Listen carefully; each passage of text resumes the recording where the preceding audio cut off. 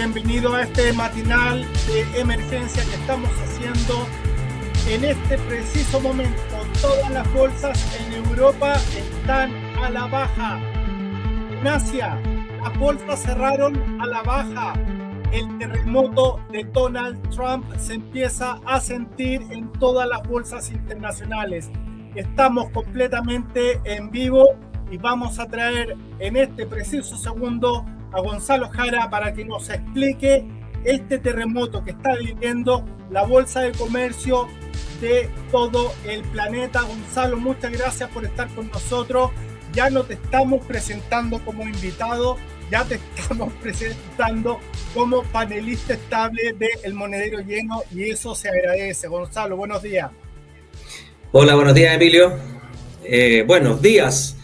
No sé si tan buenos, pero la verdad es que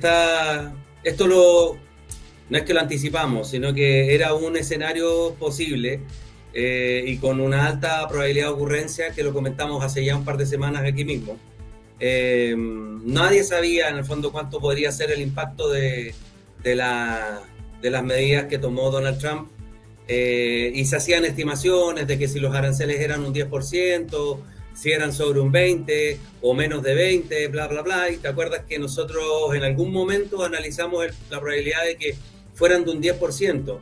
Y si fueran de un 10%, esto habría sido muchísimo más calmado. Pero la verdad es que fueron mucho más que el 20%. O sea, ¿cuál era el peor escenario? 20%. Fueron mucho más que el 20%. O sea, le puso un piso de 10% a todo el mundo, independiente de si tenía tratados o no. Él le puso piso de 10% a todo el mundo. Ese fue el desde, que en algún momento nosotros decíamos ojalá fuera el mejor escenario. Nunca fue. Hay una fórmula muy complicada que todavía están tratando de entender, desde dónde sacó esa fórmula para decir que él va a poner aranceles por la mitad de lo que le tienen a él, que en el fondo ese es el discurso. El tema es que el número que aparece cuesta entenderlo porque toma todo lo que es el comercio exterior, el diferencial de balanza comercial, agrega algunos tips de tipo de cambio o de la moneda. Entonces está muy difícil. La realidad es que hoy día, la semana pasada, en el fondo terminamos con la peor semana para el Standard & Poor's, con una pérdida de capitalización de 5,4 billones de dólares en 2 días, y esa es la segunda peor pérdida desde, ¿cómo se llama? Desde el COVID. En décadas. Exactamente, no, es que lo del COVID, acuerda que en el fondo fue el pencazo fuerte, estoy refiriéndome a 2 días. El pencazo en 2 días es el más fuerte desde la época del COVID, cuando se llamó a cerrar el mundo, digamos, que era una cosa que no tenía solución. La diferencia de hoy es que sí tiene solución. Y una de las soluciones que al menos he leído durante la mañana es que este señor hable y plantee algún plazo y diga, bueno, tienen 90 días para negociar o lo que sea. Japón, entiendo, está mandando una comitiva súper importante a negociar ya. Lo otro que me llama mucho también la atención, Gonzalo, y que a lo mejor te quieres referir a ello, es el hecho de ver desde el principio la reacción diferente de distintos países con respecto a las tasas de aranceles. Algunos países simplemente han dicho, nosotros vamos a ir a negociar, nosotros ya estamos en contacto con el gobierno de los Estados Unidos porque esto se tiene que arreglar, el diálogo es la mejor forma de amortiguar toda esta situación. Y otros países también dijeron, nosotros vamos a colocar la misma tasa arancelaria que nos están colocando nosotros y esto va al alza. Es que ese sería cuando se desate la guerra comercial. Tengo la impresión de que nadie la quiere. Sí van a haber algunas, así como Trump fue capaz de tirar la caballería encima, le van a responder, sobre todo los grandes, China. Tengo la impresión de que la mayoría debería entrar en negociaciones, porque al final, bueno, después vamos a ir analizando las láminas que te dejé. Aquí hay un tema financiero, económico y hay un tema político. Y el tema político es el que va a empezar a conversar ahora y el tema político es el lento. El tema político es el que se busca encontrar siempre mejoras para tu lado más que para el otro, o sea, más que una negociación, digamos, en sí. De todas maneras, vamos a entrar en materia con el material audiovisual que nos trajiste hoy día. Aquí te estoy mostrando lo que te comentaba. Fíjate que son los aranceles más grandes desde el 1800. O sea, esto es una locura. Esto es... No sé, estamos vivos para verlo, digamos, pero que es una locura, digamos. Los números son brutales, mucho peor de todo lo que nosotros pensábamos, de ese como peor escenario tener un 20%. Escapó a todos los análisis. ¿Cuál es el escenario en estos momentos para el inversionista? Si quieres te voy mostrando y vamos analizando y ahí te voy dando ese tipo de... O sea, de todas maneras. No tengo capacidad yo para ofrecer, sí, tips, digamos, pero en el fondo al menos les puedo mostrar lo que está pasando en el mundo. Este anuncio provocó en el fondo una estimación de crecimiento, que las estimaciones de crecimiento la Universidad de Atlanta hace un ajuste y una estimación de crecimiento y se fueron bajo el 3%, con este tipo de escenario. Entonces, crecimiento negativo, inflación tensa, lo conversábamos hace un par de semanas atrás, esta inflación por todos lados. Si quieres avanzamos.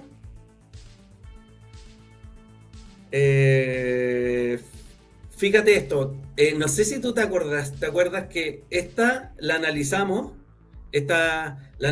pero no tenía la última caída entera, que no. En el fondo las curvas de tarifas 1 y tarifas 2, desde el 2018 comparado con iban más o menos parecidas a las curvas, pero se rompió todo el viernes.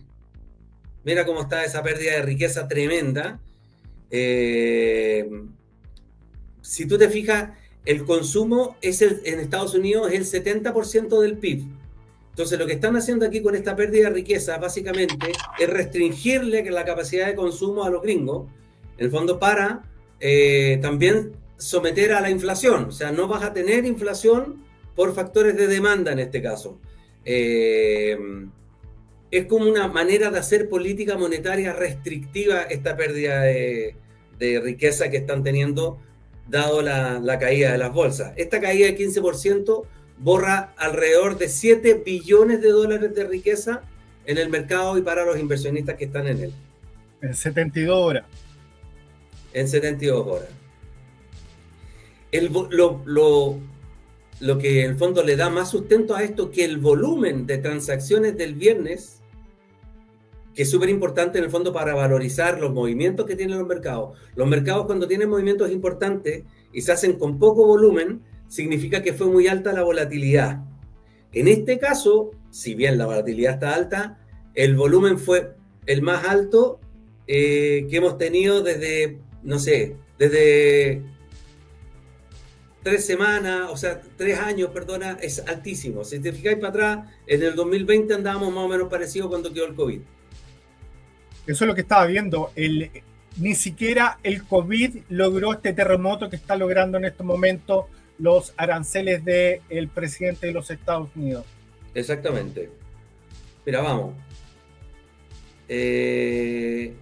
Esto es las compras. Este es el nivel de... mira, según Goldman Sachs, este es un gráfico de ellos, el 3 de abril se registró la mayor venta neta nocional global en un día. O sea, la amplitud de mercado de ese día fue 5-1. 5 acciones bajaban por una que subía. Y esta venta que se produjo ese día es la más alta que han tenido en Goldman Sachs. Entonces, lo que te comentaba la última vez, no sé si te recuerdas, pero en el fondo para que lo vayamos viendo. Te comenté yo que cuando analizamos el mercado hace 3 semanas atrás y venían las subidas, era importante que rompiera la media de 200 y se situara sobre ella. Volvimos a la semana siguiente, vimos que había percutado esa media, pum, 2-3 veces y no había podido romperla. Por lo tanto, anticipábamos que se podía una caída, digamos, que en el fondo esperábamos que en el fondo, dado que no pudo, volviera a los niveles anteriores. El riesgo de eso era que rompiera el mínimo anterior, que yo te comentaba. Era muy peligroso que rompiera el mínimo anterior, porque de ahí es caída libre. Y efectivamente hizo eso.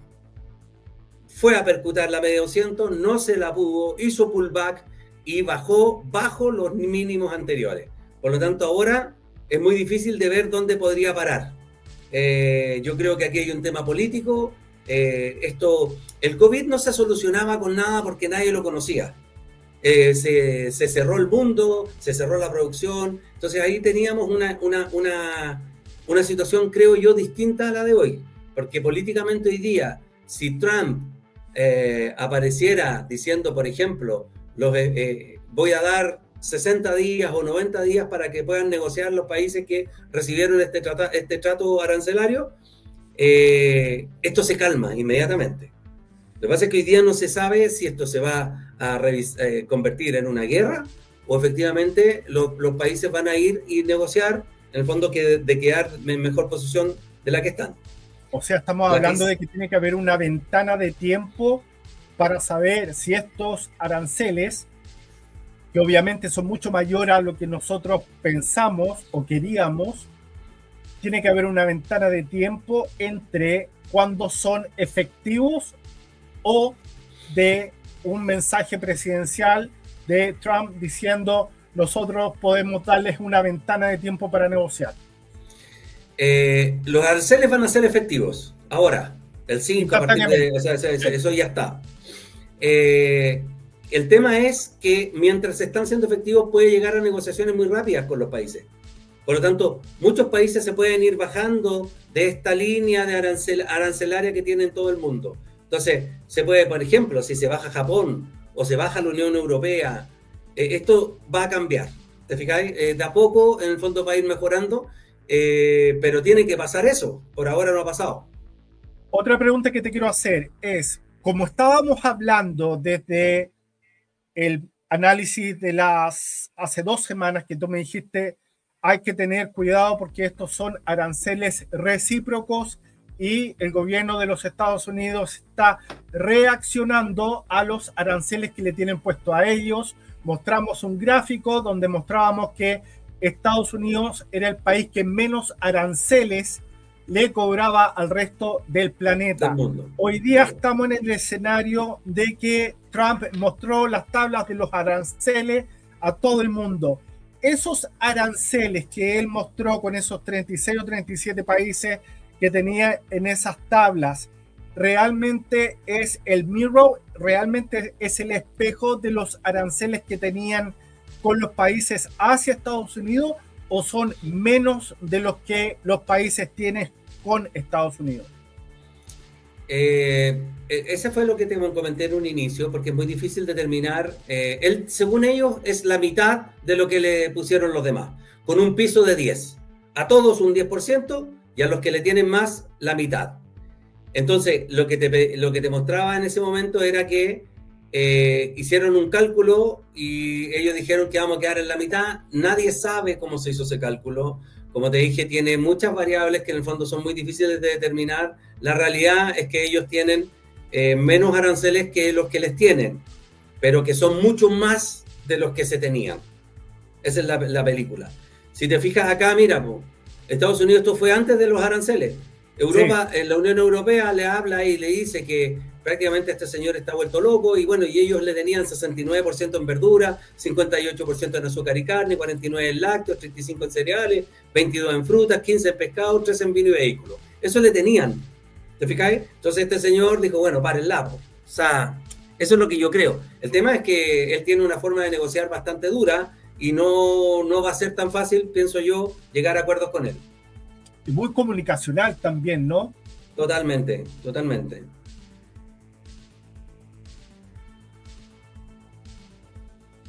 Mira, la Gran Depresión del 30 tuvo una caída del Standard & Poor's de los niveles que está teniendo esta caída. O sea, esto es brutalmente grotesco, digamos. O sea, yo nunca lo había visto y comparable solo con situaciones como esa. O sea, la depresión del 30, imagínate. O sea, las caídas de las bolsas americanas son de esa época, no lo que estamos teniendo hoy día. Entonces, de verdad que en algún momento van a tener que tomar medidas, digamos. O sea, no es normal. ¿Tú ves una disposición de los gobiernos más importantes para tener conversaciones prontamente para calmar el tema de los mercados internacionales, o tú crees que esto puede llegar a durar semanas? No, yo lo que veo es que los gobiernos más inteligentes van a ir y van a negociar ya, porque en el fondo es ridículo que estén con aranceles y si pueden darlos vuelta, digamos, lo van a hacer. Y por eso te decía, Japón está mandando una comitiva ahora, y Japón es un socio importante de Estados Unidos, por lo tanto esto es así. Este era un dato, entre comillas, bueno que te comentaba yo, que los siete magníficos se abarataban de precio. Fíjate que el ratio precio-ventas o precio-utilidad o precio-ganancia o earnings o lo que sea, cuando es sobre 3 es caro, ¿ya? Fíjate cómo está el del Standard & Poor's ahora, bajó de 3, ya no está caro el Standard & Poor's. Mira Amazon, mira Google, mira Meta, mira Apple, siguen caros, pero mucho más bajo de lo que era, ¿te fijáis? Microsoft, Tesla, Nvidia es el único que queda, digamos, o sea, que sigue siendo caro, están todos caros, digo, vuelvo a insistir, sobre 3 es caro, pero comparado con lo que venía, ya se están abaratando estas acciones en el fondo. Entonces al final los inversionistas empiezan a mirar eso, empiezan a mirar que si yo compré Nvidia con un 29,5% price to sales de ratio, yo hoy día con 17 la debería comprar con más ganas. Y todo, Standard & Poor's y todo. Pero aquí también hay que analizar un tema del sobreprecio de algunas de ellas, ¿no? Es que a eso me refiero, porque en el fondo, dado eso, uno podría decir que estaban con sobreprecio, estaban demasiado caras, ¿cachai? Entonces, por eso creo que hay varias aristas que se tienen que desenredar. Creo que el lado político es el que va a solucionar este tema, va a ser el más lento. En términos de mercado, creo que hizo la figura horrible que nosotros anticipamos un par de semanas, por lo tanto la caída no puede ser eterna, digamos, mientras no le pongan ahí un soporte interesante que solamente va a venir desde el punto de vista político. Eso es. Perdón. Dime. Al público que tenemos en Sudamérica, nosotros hemos entendido que la mayoría de los países de Sudamérica han recibido un 10%, excepto Brasil, que fue el más castigado. ¿Cómo crees tú que deberían reaccionar las exportaciones hacia Estados Unidos de los países sudamericanos? Y la otra pregunta es, ¿qué te parece la reacción visceral del presidente de Chile al mandarle mensajes al presidente de Estados Unidos desde la India? Lo primero es que obviamente se encarecen todas las exportaciones. Se va a complicar, va a haber una pérdida de riqueza, va a haber una caída en el PIB, eso va a pasar porque en el fondo, mientras dure esto, las exportaciones chilenas o latinas, digamos, que van a Estados Unidos van a sufrir. Y con respecto a la reacción, al final no fue reacción, él casi que le mandó a decir algo antes, digamos, pero no comments, my friend. De verdad que da como vergüenza ajena ciertas situaciones que de verdad que no dan ni siquiera para comentarios. Okay. Aquí te muestro los resultados de Tesla, mira. O sea, perdón, los resultados. Mira cómo han caído las ventas de Tesla en Europa. 40% Noruega, 46% Suecia, España, UK, 75%. Imagínate. Alemania 59%, que es la mayor potencia europea. Esto es una debacle. Y este señor debe estar sufriendo. Ahora, imagínate el nivel de riqueza que tiene él, que esto no le pasa nada, digo, pero que en el fondo como número es violento. ¿Podemos hablar oficialmente de que estamos yendo a una recesión mundial, o es todavía pronto y hay que esperar un desenlace de las conversaciones que se están desarrollando entre los países más grandes con Estados Unidos? Desde el punto de vista macro, nosotros tenemos que tener 3 trimestres de decrecimiento. Sí. Por ahora no los hemos tenido. Para que sea oficial, dices tú. Exactamente. Por eso digo, desde el punto de vista de los economistas, macroeconómicamente. Si tú me dices que si se anticipa una recesión, yo creo que sí. O sea, va a haber una caída importante en el flujo de negocios. Países abiertos como Chile. Chile es una de las economías más abiertas del mundo. Entonces esto a nosotros nos pega muy fuerte. Pero bueno, veremos qué pasa. Ahora viene la negociación política y en función de eso veremos cómo sigue avanzando este tema. Pero por ahora es una sangría, es una carnicería el mercado, hay una pérdida de riqueza tremenda y estimaciones de inflación y estimaciones de crecimiento económico. O sea, dame un peor escenario y no te daría este. ¿Cómo ves los movimientos del dólar a nivel... Perdona, ¿cómo ves los movimientos del dólar para la jornada que estamos viviendo ahora? ¿El dólar a nivel global? Sí. A nivel global yo creo que, oye, lo que está pasando acá es al final que la solución a esto es inyectar más dólares. Entonces... me llegan, perdona, que me distraigo porque me entran cosas de gente con la que trabajo. Quedan cosas por suceder. La solución a este tema es que el dólar se debilite, o sea, se haga una oferta de dólares. Estoy hablando de un quantitative easing que podría hacer la Fed para solucionar este tema, y eso es inyectar dólares. Por lo tanto, tengo la impresión... una cosa es el dólar a nivel global y otra cosa son las monedas. Por ejemplo, si yo digo que el dólar a nivel global se puede debilitar, no necesariamente va a caer el dólar en Chile, porque el CLP, que es nuestra moneda, se va a debilitar aún más que el dólar. No sé si me explico. Entonces, vamos a tener un vaivén en todos los mercados, en el mercado de divisas, en el mercado de las bolsas, en el mercado de bonos. Lo que te comenté, y con esto termino, perdona, porque me tengo que arrancar, es que en algún momento te dije, ¿te acordás que nosotros decíamos, oye, pero el oro y la plata están salvando los muebles? Y ahí el viernes estuvo todo el mercado en rojo. Y pasó lo que te comenté de los margin calls. Se le comenzó a todos los inversionistas a pedir más reserva, digamos, de sus inversiones, por lo tanto ellos tuvieron que salir a vender lo que encontraran. Entonces por eso caía todo. Y eso también lo vimos en algún momento que era un escenario probable. Eso Gonzalo Jara, ingeniero comercial, más de 26 años de experiencia en la bolsa, con un gran entendimiento y con una gran voluntad, compartiendo sus conocimientos y su experiencia bursátil con nosotros cada lunes en el Monedero Lleno Matinal. Gonzalo, un abrazo gigante a ti y mucha suerte en todo lo que se nos viene en las próximas horas. Que estés bien, muchas gracias. Igualmente, chao, chao. Y a ustedes los dejo invitados cordialmente para otro programa con Gonzalo Jara el próximo lunes a esta misma hora. Un abrazo. Chao.